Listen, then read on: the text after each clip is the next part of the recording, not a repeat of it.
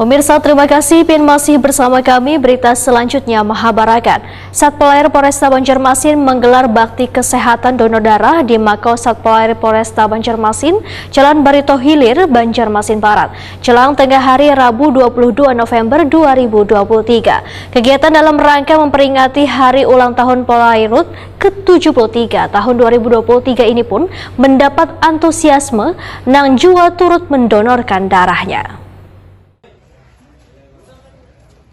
Satpol Air Polresta Banjarmasin menggelar bakti kesehatan donor darah di Mako Satpol Air Polresta Banjarmasin, Jalan Barito Hilir, Banjarmasin Barat, jelang tengah hari Rabu 22 November 2023. Kegiatan dalam rangka memperingati HUT Polairut ke-73 tahun 2023 ini pun mendapat antusiasme. Selain anggota Polri, ratusan warga wan jajaran BPK serta insan media turut mendonorkan darahnya.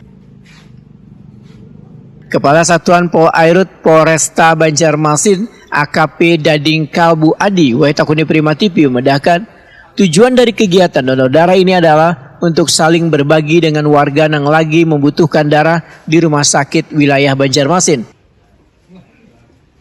Dading Kalbu Adi berharap kegiatan sosial ini adalah untuk lebih mendekatkan diri kepada warga serta ingin menciptakan Polri yang lebih presisi.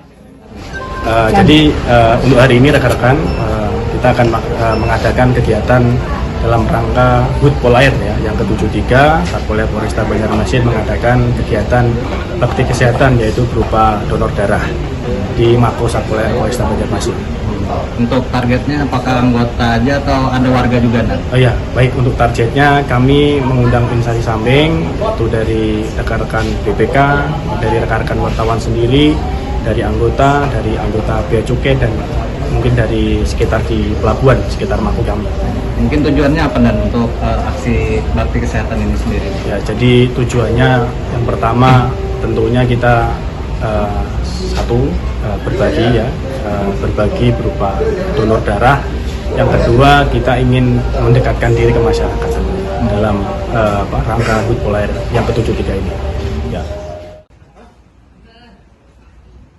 Dading Kalbu Adi memedahkan dalam waktu dekat pihaknya akan menggelar pula kegiatan bakti sosial wan penanaman pohon di sekitar Kubah Basirih.